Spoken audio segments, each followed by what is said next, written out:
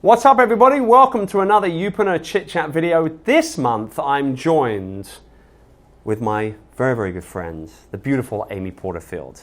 Well, hello. How are you? I'm very good. How are you? Good, thanks. Now, before we get going with the actual chat, we're in San Diego. Yes. This is your hometown. It is. And you have to buy me a drink. This is how we're starting the chat. Whoa, we're going going to there. start, right out the gate. We're going right out the gate. So, and I could tell this story, and I could do a really good job of it because I like telling stories, but I'm just going to ask you to do it. This is a little bit of a scandalous story. Scandalous. Okay, so here's the deal.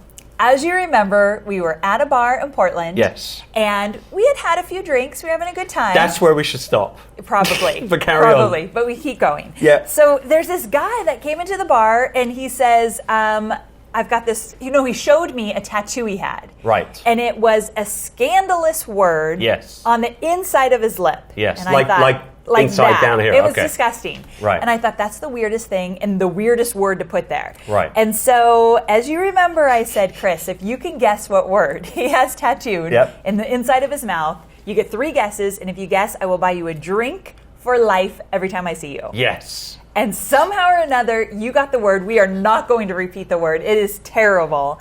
But you got it. Now I owe you a drink for life. I got every it. time I see you. Which is why I'm moving to San Diego. Yes. Everybody. I'm literally moving to her street very soon. So yeah, that's how we begin the chit chat video. Nice. That's I how love we're it. gonna do it. So I wanted to talk to you today based upon mainly, so we'll talk demographic in a minute. I know you know my audience anyway, but let's recap. Experts, consultants, coaches, authors, speakers, people that are building a business based around their personal brand. Got it. So the types of personality they are, what they stand for, their mission, the people they want to serve, that's their focus, their experience, and the whole kit and caboodle. Now with you, what I really love about you and your story is that you've kind of morphed. You've pivoted several times in the time that I've known you. We've been friends, 5 years now? Something like that. So at first you were just like the Facebook gal. Yes. And then you went into kind of like list building gal mode. Now you're in webinar gal mode. But now really when I think about you as someone who is genuinely serving people in a way where you're helping them build their online business. Exactly. And am I nailing it? Yes, and I love that you have, because I've worked hard to make sure I'm identified that way. So thank you. Well, somebody, we did a private Youpreneur mastermind the other day, and somebody said to me that when they think about me now, they think about me as the personal branding guy. Which is great, right? Because I don't want to be the VA guy anymore. Now, I'm not turning my back, and I know that you're not either on Facebook or anything like that for that matter, but I don't want to be known as a VA guy for the rest of my life. And what I love is that we're in an industry where we don't have to be known for anything. We can always make that pivot. Right. And things change fast. Yes. And we have to pivot to go with them as well, right? Okay. So let's talk about how we can, serving this audience, looking at how we're potentially building our businesses, right? Where would you start now? If we'll build up a situation for you right now where you've been, let's say you're a coach and you've been in business a couple of years, you've got a good web presence, but it's not amazing, but you've got a blog, maybe you've got a podcast going already, you've got a couple of thousand people on your email list. How can we build that up so that we can 5x, 10x, 20x our income in the next 18 months?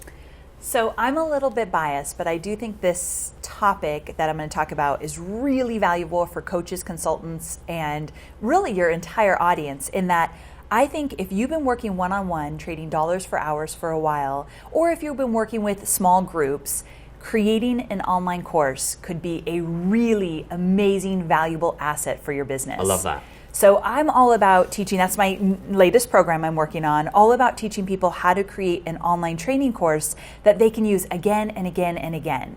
So to me, anyone that would come to me and say, look, I've been a coach for a year or two, I love what I do, I love with the people I work with, but I want to scale. Right. That's what I would suggest. And you can't do it one-on-one. You cannot. I mean, you could end up charging more, right? And work with the same amount of people and make more money, but ultimately it's still not super scalable because we all know it's about volume at the end of the day. Exactly. When you want to build your business and build your brand, when you're only working with 10 people a year, that's really hard if you, let's say, increase your prices. So I really feel like an online course puts you on the map. Okay, good. I agree with you, 100%. So let's focus in on that subject, if that's okay with you. You're in the middle of creating the new program, putting it all together. It's right up here now, so let's focus in. Where do we start with our course? It's so good. I didn't know we were going to go in this direction. I am so excited. But now I'm so excited. This is so good. Because I've been sleeping, breathing, eating this stuff. So where you start is with validating. And our good friend Pat Flynn has a book all about this. He does. He does. Will it fly? Will it fly? And I talk about that in the course, that you've got to validate your idea. So I put together like a validation blitz where you create the blog post, you do the survey, you run some Facebook ads just to make sure you've got an audience that wants what you need. Right. So that's where we start. But let's pretend they already know, look, I know I've got the content that my audience would really want. Especially coaches and consultants, they know their audience really well because they've been in the trenches with them. Right. So they have a huge advantage. So from there, it's all about creating the content for the course. And I feel like that's what so many people want to rush past because it's kind of heavy. So I believe you've got to create an outline from start to finish, and you have to find a step or process or system or blueprint to put your content in, because systems sell. Oh yeah, for sure. Absolutely. Yeah. All right. So we know what we want to help people with, Yeah. obviously based on experience, et cetera, et cetera. How do we start breaking it down into modules? So what I say is there's 4 parts to it. First, you sit down and do a brainstorm. Can I just say, I love you. I love the way that she does this, man. Oh my God. You're so great. Every single time I talk to you, you're like, it's a 3-step process. It's a 6-step process. I have a lot of step processes. It's a 9-step system. Get your notepad out. Okay, go on. I might have too many steps in this program. I'm a little embarrassed about it, but that's how it makes sense in my head. So what are we at? We're at how many? 4 steps. 4 steps. First step is brainstorm. And I want you to do it for 2 days. You step away and walk back to it and kind of clear your head. But you are brain dumping your entire course. Because you know everyone's been thinking of a course in their head forever, right? Course, so you get it all down into a Google Doc. Step 2 is you start to organize it. That's when you start to put it into possible modules and lessons, and you start seeing some maybe bonuses or cheat sheets you want to include. But you spend a day or two just organizing the content, moving it around. The third step is you systematize, and you want to make sure that everything flows, because the best courses out there have a start, middle, and finish. Of course, because you got to get them to the results, right? And most people won't finish a course because they get lost in the weeds in the middle of it.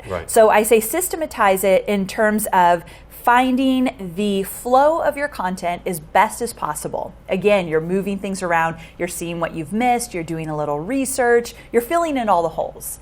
And then the final stage is enhance. And this is my favorite stage because you enhance it with cheat sheets, checklist, blueprints, swipe file, because some of the best courses have those little extras, as you know. Right. So would you use that type of content then as bonuses on your landing page or as part of the promo or what? So I think you should talk about it when you promote it. We'll talk about webinars, I hope. So with you and me. I think we can probably slip that into the conversation. So I think the best time to talk about these amazing cheat sheets, checklists, and stuff like that you have in the program is during your webinar. But one of my big bonuses is a course plan. And that's like a cheat sheet. So yeah, that could be a bonus for sure.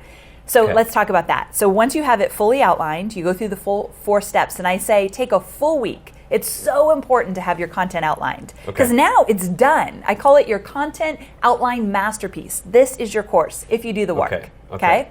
Once you have it done, now it's time to outline your offer.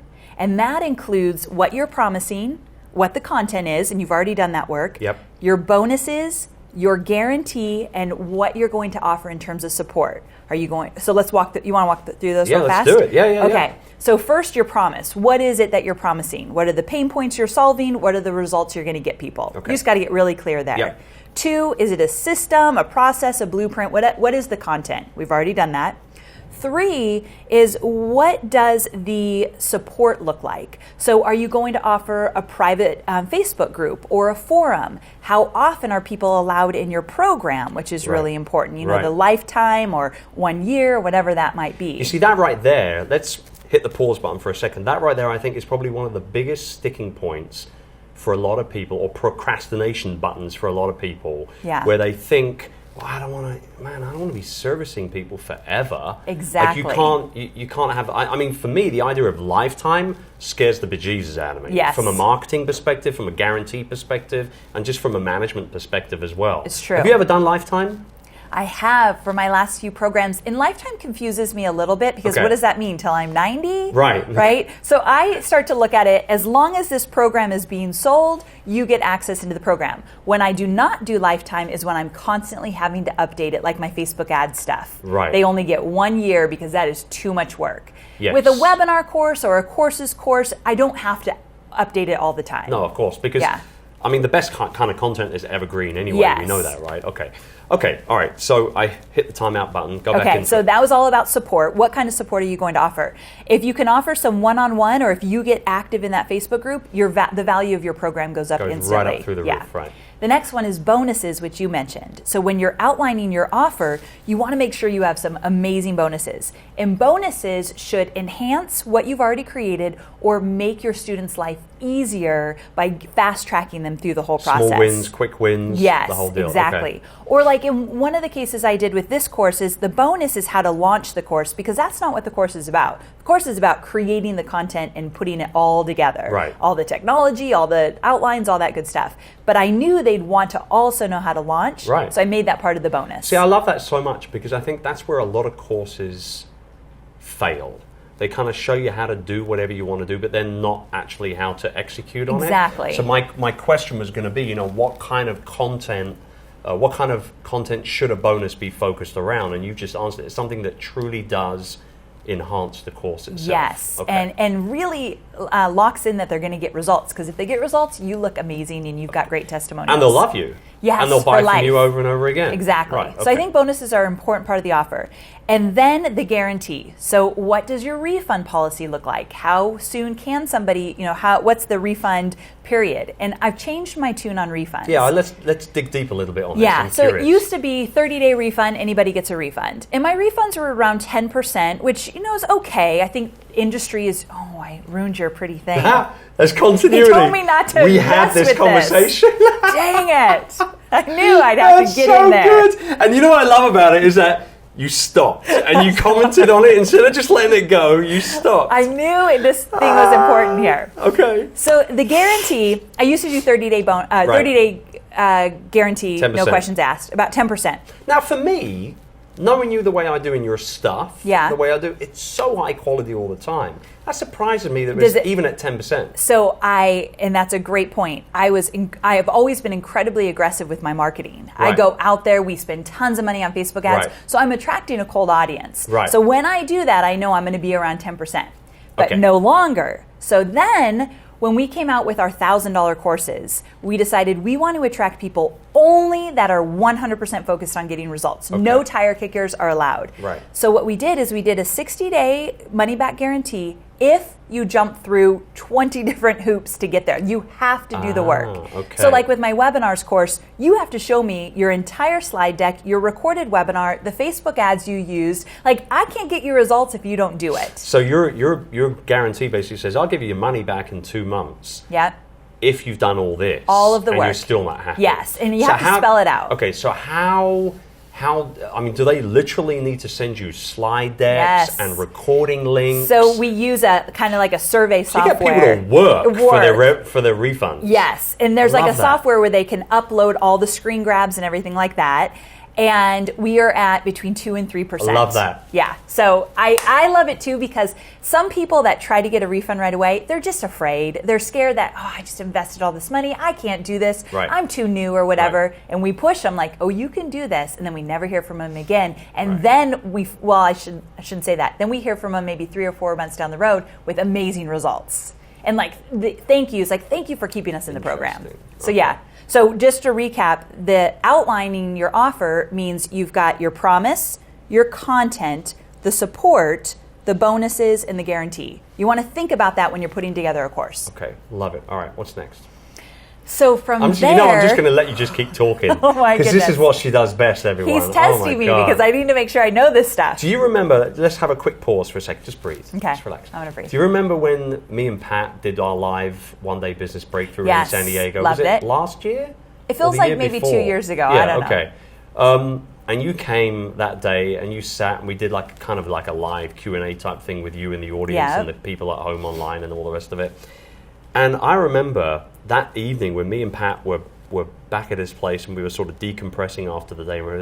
And he was like, what was your favorite part? What were you doing? Blah, blah, blah. How do you feel? And I turned around and I said, I got to be honest with you. Amy Porterfield and we're friends. Yeah, I was and I'm like, yeah. I can't not be around her and be blown away every time. That means the world to me, so thank you. Because you know your content better than literally everyone I know. Like, it's one thing to have a great show, a good podcast, right? It's one thing to have a great membership or a great course or whatever, but to be able to sit here and have you break down, and I know it's fresh in your mind because you're working Thank on it, but I mean, like, you blew everyone away that day. Well, thank you. It was a lot of fun. I loved it. And that's a huge compliment, so thank you. All right, timeout's ready. Okay. The hot seat's back on you. I'm back on.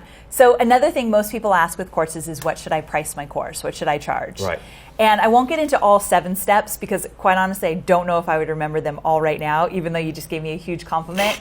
But I'll give you just a few pointers about pricing. Okay. The first thing you want to do is get that offer together. So what we just went over, you can't ever know what to charge unless you know what you're offering. Right. And you've probably heard it from your students sometimes, like, well, I've got this course, it's a week course about XYZ, what should I charge? You're like, whoa, there's so many factors that are involved. So you want to take this part really seriously.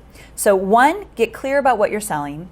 And 2, you definitely want to look at the competition. I don't know about you, but I believe that if there's competition, thank goodness. That's a great thing. I know, it's validation on steroids. Exactly. Absolutely. And so I always think it's a red flag if no one's doing what you're doing. You might be one of the chosen few that can bust out into a new market, but it's rare. Yeah. So if you have competition, what are they offering? What are they charging? And what are their students saying about it? Okay. So I got a lot of feedback from other courses that are offered right now, so I can know what I need to change in order to offer even something better. Yeah, pricing is a big issue. I mean, in the forums here with Inside of Upreneur, we're always talking about pricing of products, everything from ebooks to membership sites, and you name it.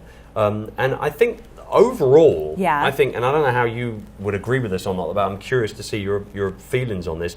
I believe overall people vastly undercharge for their stuff.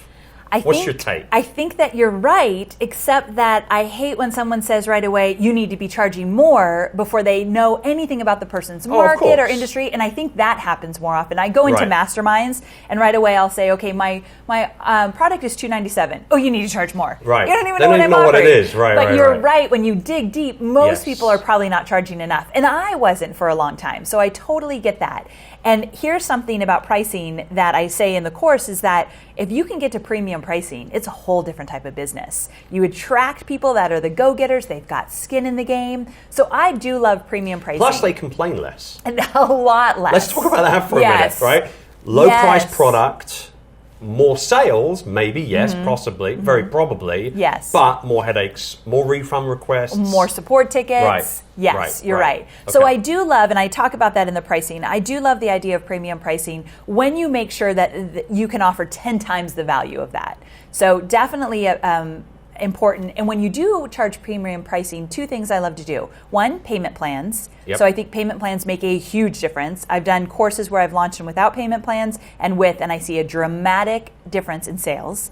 And 2, quantify dramatic. Probably 30% less sales. Okay. Yeah. So if I'm charging, if you're charging $1,000 and you don't offer a payment plan, you're leaving tons of money on the table. No doubt. Yeah. So I love a 12 pay, and I used to not love a 12 pay. But when we got the behind the scenes in order to manage 12 pays that didn't come through, there's work you got to do. Yeah. We make sure that if it's $997 and there's a 12 pay, it's $97 a month. So we're making more money on that to take care of all the extra work it's going to take. Of course. So 12 pay, 3 pay, 6 pay, but the ticket is don't offer a few different payment plans. People get so confused and don't do anything. One payment plan is my opinion. Simple as that. Simple as that. So you either go buy it for $997 or buy it for 12 pay. 12 pays at start today, $97. and that's it. That's it. No other options. And I really do believe the less options, the better. Okay. Less headache for you, less choices for your students. Now I'm curious, when you're sales, how many of your people are buying it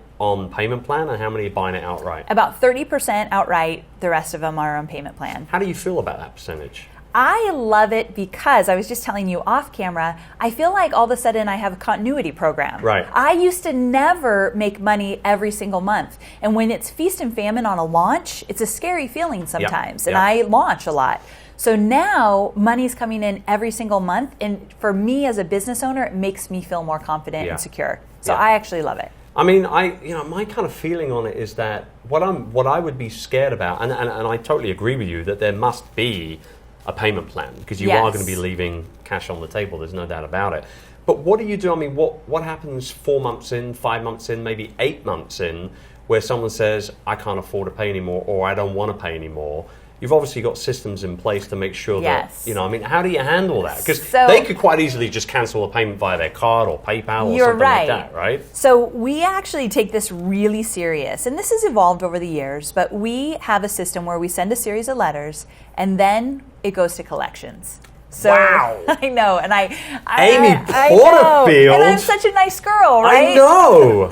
Oh my God. I knew you were going to make a big deal about that. The reason we do collections now is, as you know, you put your heart and soul into that product. And I support my students from the very beginning to the very end. That is everything I've got. Right. And so if they're going to think that they can just not pay, then there's got to be some repercussions there. And we give them ample time to pay. Oh, I'm sure you do. I'm sure you're not really horrible.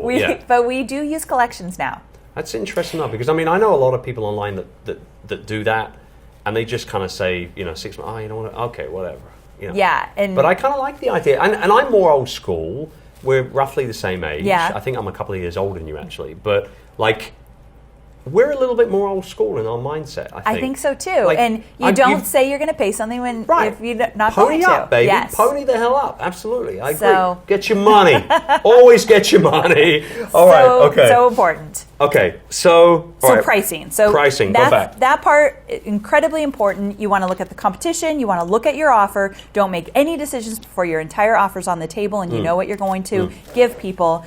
And then also look at premium pricing in terms of payment plans, and then I like 2-tier. So remember when I came out with the Profit Lab? I don't have the Profit Lab anymore, but that product was independent study and VIP. I love this. Yes, and this really helped with my pricing. I was nervous to come out with premium pricing because I'm nervous about charging too much. It's just part of my personality, I think. So what I did is I did $397 for independent study and $997 for VIP. VIP, big chunk. Right. VIP got a private Facebook group with me for a specific amount of time. I think it was like, I don't know, a few months. I was in there all the time answering all their questions, and I reviewed their entire social media marketing plan. So I personally would review it and make them a video. So I only allowed 100 people Okay, so you limited it. Yes. Right, I like that. And it sold out literally within the first few days. Okay. So to me, it was definitely high value, exclusive, $1,000, and then everybody else could get the independent study. So that really made people take action quickly if they wanted it. Yeah. So the 2-tier kind of eased me into premium pricing. So scarcity, I mean, like, we talk about it on and off all the time, but I mean, scarcity really does work. Whether it's a limited time, or whether it's a limited offer, or if there's, some sort of deal like, there's only 100 people. Right. Once we hit it. Now, the marketer that you are you tempted to kind of say, we've opened up another 50 slots? Or, let me tell you about that, because I hate when people do that. Oh, it drives me nuts they're too. Not being honest. Right. But I will say that one time that we did it, we opened it up, and right away had 150 people sign up within like 2 days. And we didn't monitor it, honestly, didn't monitor it right. Okay. So what I had to do is I had to open up a whole nother private Facebook group, which was way more work than I wanted to do. Yeah, because otherwise it would have looked like... It wouldn't have been fair. I told people only 100 people in the group, and now I've got 150. So and I had to make a video about it and apologize. So I hate stuff like that. Right. Next time I watched it closely. Now that stuff can be automated though, right? Where once you sell a certain amount of one product, yes, it should have been stopped. Right. Yeah, I just wasn't smart enough for that. Okay, all right. Well, I think the other thing also is you should be in you should be focusing on content, and you should be focused on the launch, right, and the marketing of that, and maybe not so much the behind the scenes stuff. So that's where the team comes into play. You know what I mean? So true. Okay, let's get back into it. Go. Okay, so moving on from pricing. Yeah. After you got that figured out, you want to start thinking about your membership site, and you probably have tons of opinions about this, but. And when I teach it, I teach how you've got to have something that's going to house your courses. I use Wishlist. So Wishlist Member is super simple with WordPress. Yep. I love Zippy Courses. Zippy Courses is another one. New Kajabi. What do you use? Rainmaker. Really? Yep. I haven't explored that one. Yeah, And Brian Clark. And it's going well for you? It's going great. We love it. There was a few issues with the forum side of things. Where it was a little primitive. But I mean, it's all been updated and it's great. Nice. We love it now. Yeah. So the whole thing with membership sites is you need to research it, find the one that works for you, and then don't get stuck in the technology. There's no perfect membership plugin, and it's or always setup, a little messy at times, right? Yeah. So I think it's more mindset when you get into the membership site stuff than anything else, and you can get help and support along the way, but you have to push through it. This is where you separate those that are serious about making this happen and those that are just dabbling, because the technology is where all my students get stuck. So we get into a lot of the stuff about membership sites because there's a lot of how-to there, but actually I have to back up. I forgot one thing. Okay. Once you lay out all the content, you know what you want to charge, it's time to record your content. Yes. So you don't need to make a big deal about this. It could just be slides and audio, which I've been doing since 2010. I don't do a lot of video inside my courses, and I've never had a problem with that. But you do have some of the most beautiful launch videos I've ever seen. Well, thank you. So I spend more money on my launch video stuff than I do inside my course. That makes sense. Yeah. Yeah. So that's a good distinction for people to know. You don't need a lot of bells and whistles. ScreenFlow or Camtasia, so those are two recording softwares. Keynote or PowerPoint. And then get a good mic, Yeti mic for $100. Yeah. So you've got to sit down and record it. And my biggest tip, two tips for recording. One is do not record anything until you are 100% clear on your content. Yeah. Sometimes people like to record one lesson and then they'll make another lesson and then record that. And as you know, the flow gets totally off, right? Like, I should have said this in that video. You should. I mean, like for me, when I've done courses before, I've worked a week, maybe 2 weeks on getting all my material done and set. And then I just do the whole thing in like 1 day or 2 days or something like that. That's very impressive. I don't do it that I batch, quickly. Baby. You're really good at batching, where I'm not the best batcher. So yes, do all of the content and put it in your slide decks and then record. Yeah. And then when you're recording, get it on the calendar. Give yourself, let's say we're not as good as batchers as you, a full week that is all you're doing is recording. So once you've gotten it recorded, you go into your membership site, you start building all of that. Give yourself good 2 weeks to do so. I always say creating a course from start to finish, 60 days. If you give yourself 60 days, you can get it done.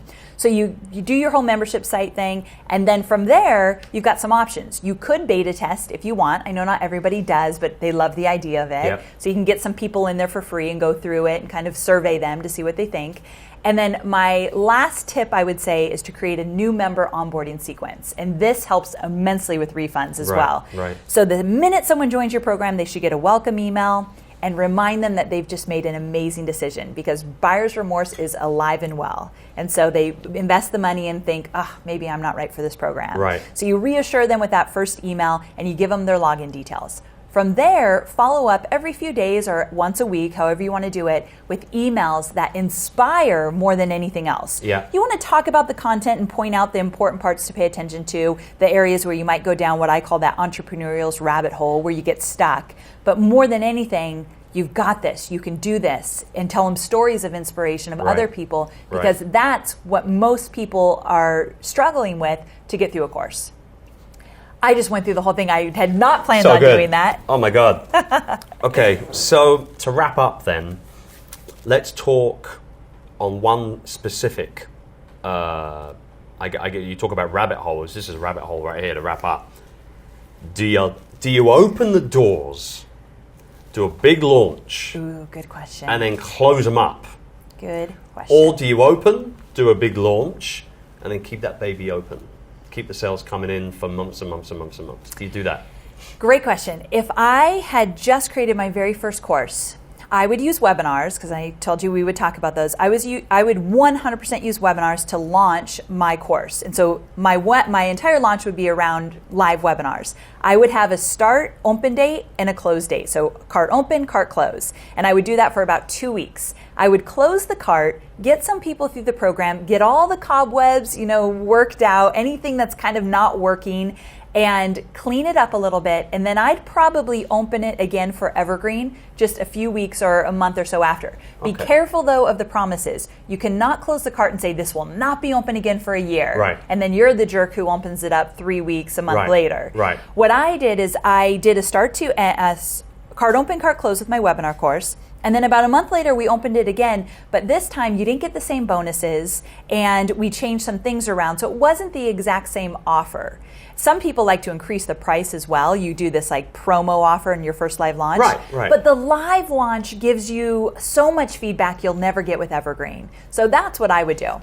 Okay, I love it. We could go all day. I feel like I talked way too fast, so I am so sorry, everybody, if that was the case. I get going and we'll I can't stop. We'll have subtitles. Please. It's so good. Thank you for having me. No, it's all my pleasure and everybody else's pleasure as well. I know that this is instantly going to become a hot topic in the forums right after this as well. You guys need to spend some time with Amy and what she's all about. amyporterfield.com. Links to everything over there, am I right? Yes. And I just love spending time with you. I do too. I love it. Thank you. All right. And we'll see you next month, everybody, with another Chit Chat video. Until then, take good care. Bye for now.